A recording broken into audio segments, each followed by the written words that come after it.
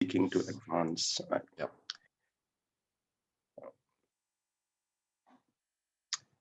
The initial verse, they only contemplated emptiness, so they took no joy in wondrous application.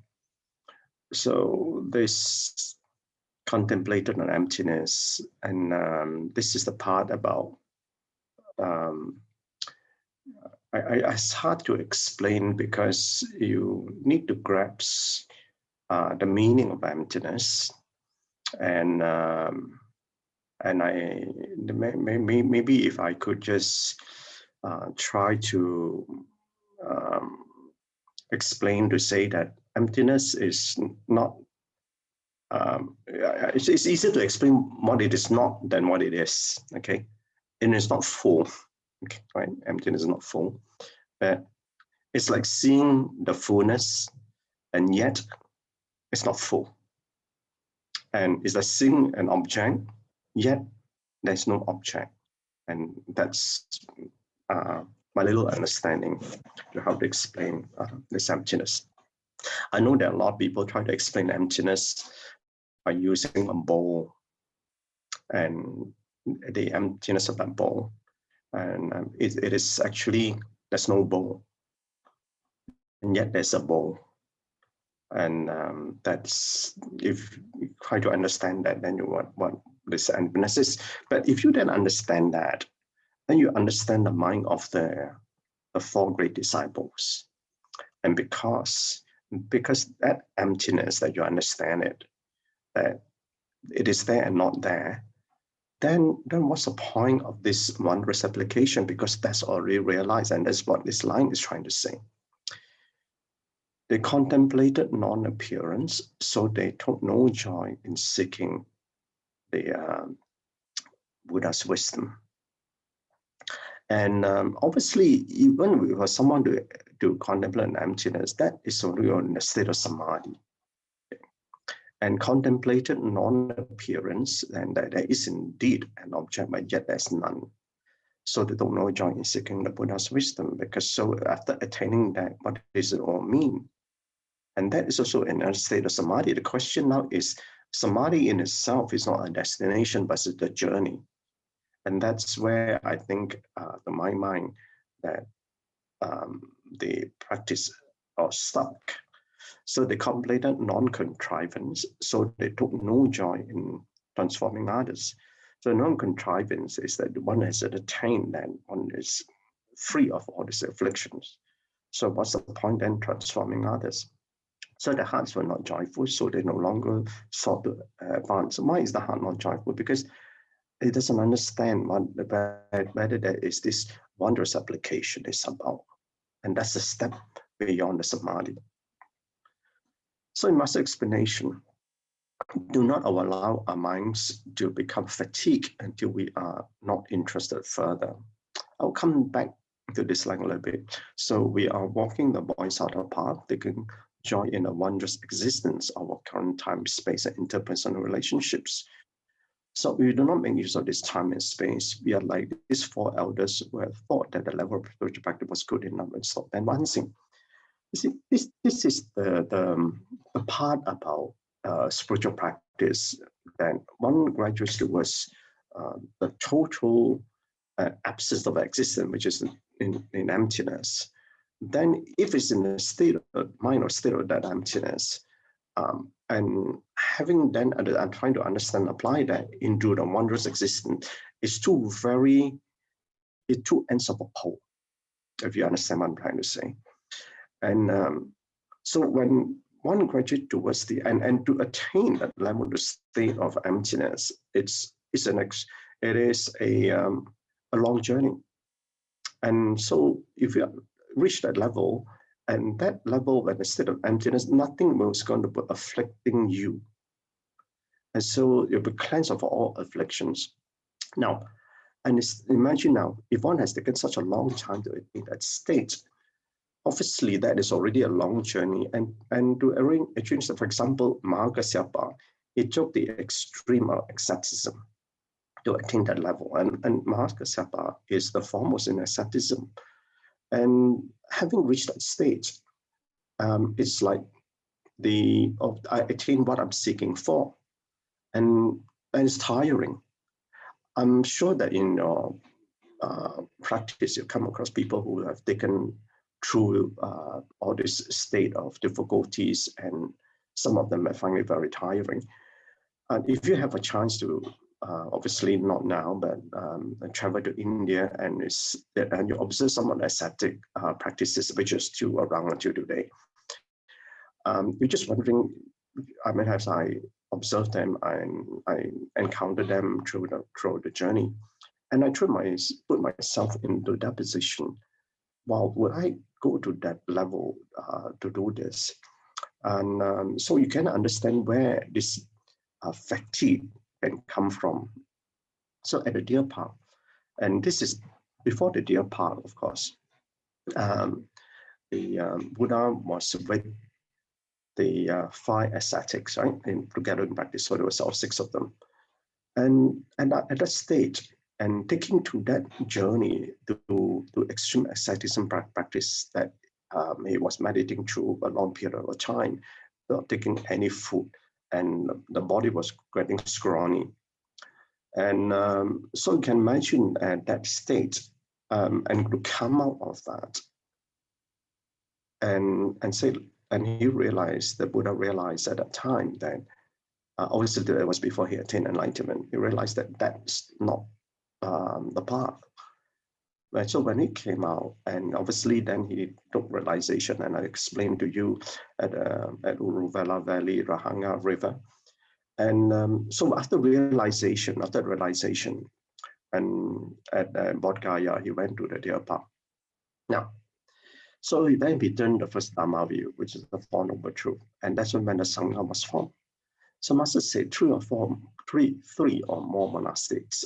It's called the Sangha, and not to mention 5, because there were 5 of them there. And after that, obviously, then there were 5 periods of teaching. So before the Deer Park, before this Deer Park was actually the Vatamsaka, and that was in the 21 days was in Bodh Gaya.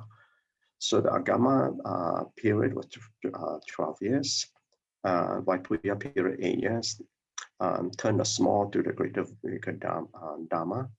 And then we had the Prajna Sutra, which is the emptiness and wondrous existence. So you can see the gradual growth of teaching, and that was the skillful means. I mentioned at that time, the full Dharma was not available. And obviously for us, that we have inherited this teaching, so we can jump straight to understand the Lotus Sutra. But it's gradual build up. And so even for one to understand the Lotus Sutra, one should make effort to understand all this. Obviously, we need to understand the Four Noble Truth. We need to understand the 12 cyclic existence. And we also need to understand the Prajna Sutra as well, which is emptiness and one's existence. So these are the Prajna teaching, which include the Diamond Sutra, the Prajnaparamita Sutra. So the Prajnaparamita Sutra will precede the Lotus Sutra. And if you understand this Diamond Sutra, I don't profess that I do, but I've read a little bit. But that part, even the Diamond Sutra in itself is a very deep teaching.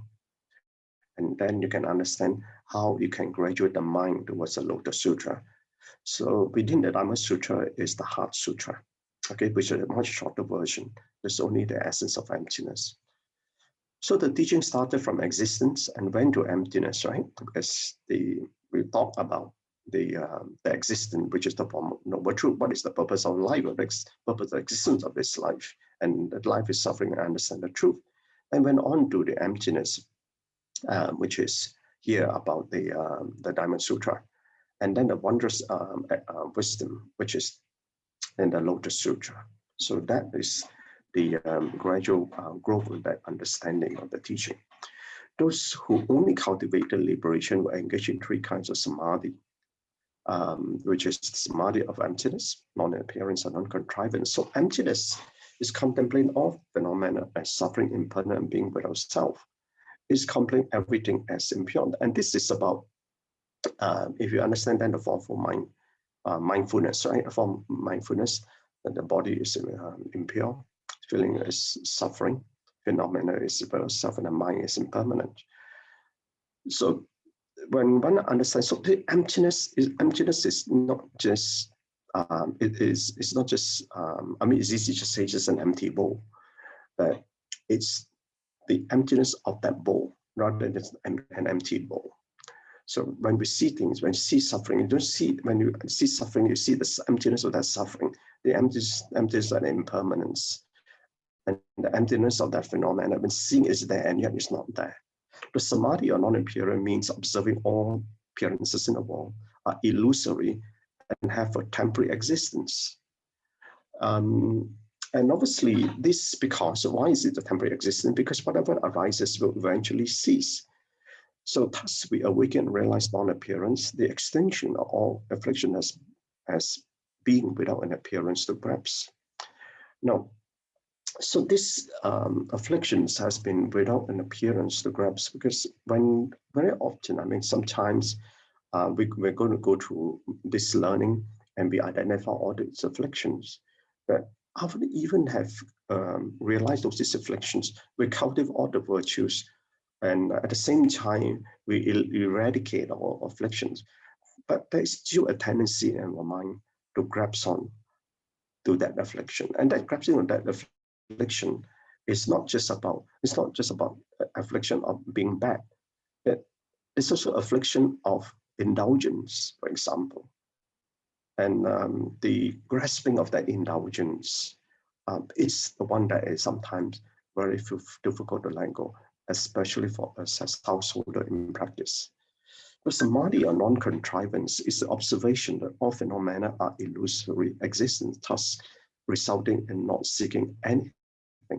So non-contrivance means not bringing anything into being. So having observed all conditioned dharma, they do not wish for anything more. See, you see, this is the state of be able to go into and no longer be afflicted by the externality of conditions that people will see. So this that means the phenomena that we see that arises will no longer be afflicting us. So one can go in the state of an unconditioned practice.